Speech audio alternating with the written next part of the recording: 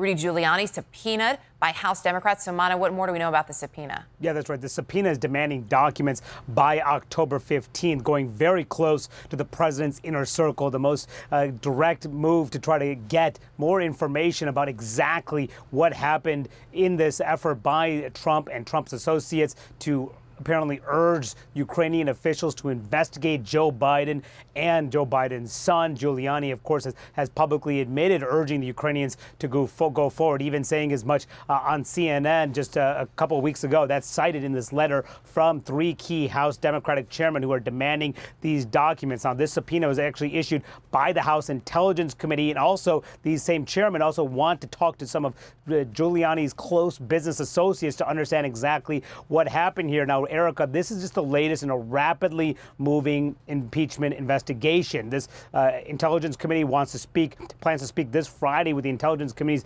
Inspector General. This will be the second time they've spoken to Michael Atkinson. Also, the three committees plan to have depositions with 5 State Department officials. At least one we know of that's coming on Thursday is the president's former envoy to Ukraine, Kurt Volker, who was mentioned in that whistleblower complaint. But now the question is whether or not they want to bring in Rudy Giuliani to talk to him. But at the moment, the subpoena for documents, we'll see if Giuliani complies. Erica? That is what we will be watching for. Manu, thank you. John Avalon, I'm going to go straight to you on this because you are, as always, my Rudy Giuliani expert, giving your history. That is true. In all seriousness, though, as Manu pointed out, these are for the documents. This is not at this moment for Rudy Giuliani. Do you think he will comply on the documents?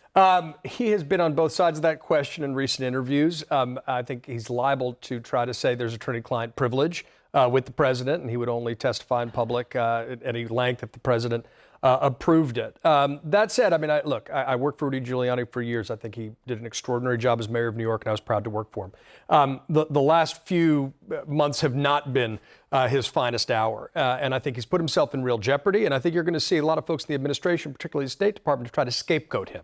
And I think that's going to be profoundly awkward to watch. It'll be interesting, too, how this question of attorney-client privilege plays out, right? Because he also told The Atlantic last week, I am not doing this as a lawyer. I'm doing this as someone who is, looking to stand up for better government. You'll find Rudy quotes on all sides of every issue. Well, you can find the one that works for you, can't you? As we look at the polling, though, that's coming out here and what we're looking at, all of this coming to a head right at 4 o'clock just for us. Looking at this polling, support for and against impeachment really hovers right around 50% when you figure in the margin of error here. And Jeff Zeleny brought up the point, Keith, about whether Democrats still have some work to do, because 45% say, I do not support this. It's actually kind of an astonishingly high number. It's actually increased since the last CNN poll.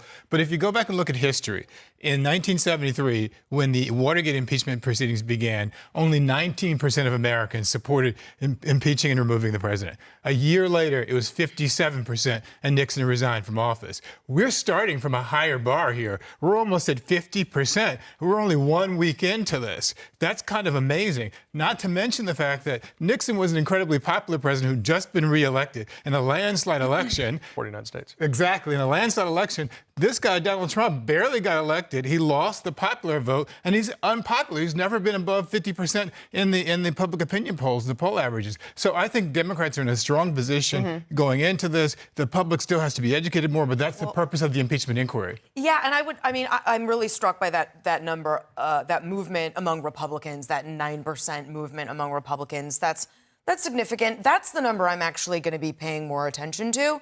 And what I would caution to Democrats is in the interest of educating the public and letting this investigation bear out facts, not to appear as though you're just trying to move poll numbers. And Nancy Pelosi's caution to Donald Trump, let's not try to make this worse, I think should also be heard by Democrats who are making T-shirts about impeaching the president.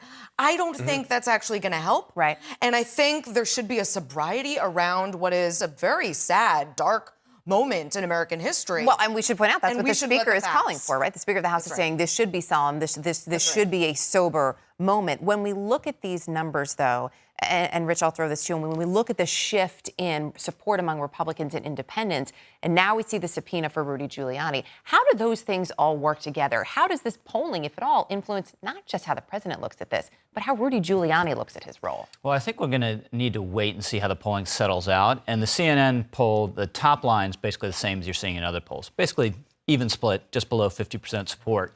But in a lot of the other polling, what you've seen is what you would expect, which is Democrats picking up the 20% of Democrats or so who weren't yet there on impeachment. What makes CNN poll different is the Democrat line is the same, and you've picked up some Republican and independent support. Now, if that's accurate, that's a big deal. But I think we have to see how it settles down, as I say, over time. Rudy, one thing that's interesting is, the conventional wisdom has sort of been his worst enemy in some of these media appearances. The final paragraph of this letter telling him he's being subpoenaed for this document cites media appearances and say you've said that you called for an investigation of Joe Biden, which just goes to a typical lawyer is very cautious, very careful, doesn't get out there creating new problems for himself or his client. And that's not what Rudy's doing. That's not the story of our times, Rich. But I want to point out one thing about the CNN poll that I think is really significant. The phrasing of the question is, should he be impeached and removed from office? That's not open-ended, should there be an impeachment inquiry. Impeached and removed from office, the highest standard, something that has happened to no president, because both obviously Andrew Johnson and Bill Clinton were not convicted by the Senate, and Richard Nixon resigned before being impeached and convicted. The fact that with that question, that wording, that the number in CNN's poll is up among Republicans and independents is significant. But I wonder if you just said, should Donald Trump be removed from office, what the number would be. Because I wonder if impeachment is caught up in the question of just whether well, do you think which way do you think it would go? I think it'd probably go lower. It's also interesting that 60% of young people support removing the president from office. I mean, for the Republicans, that's got to be a scary number. Not surprising. Well, it may not be surprising, but you can't build a political party, a future of a political party, when the base, the potential base in the future is not even there for you. To put it mildly, no crap. I mean, this is what Republicans who didn't support this president were in part worried about. Also, stuff like this happening. We were worried about stuff like this. But a lot of Republicans, especially those of us who were involved in the 2020 autopsy, in trying to reach out to new kinds of voters, women, gays, millennials, and really started to see some progress, we were worried about this very thing, the collapse and crumbling of the Republican Party to a lot of these important voters, because my dad won't be around forever to keep voting for Republicans like Donald Trump.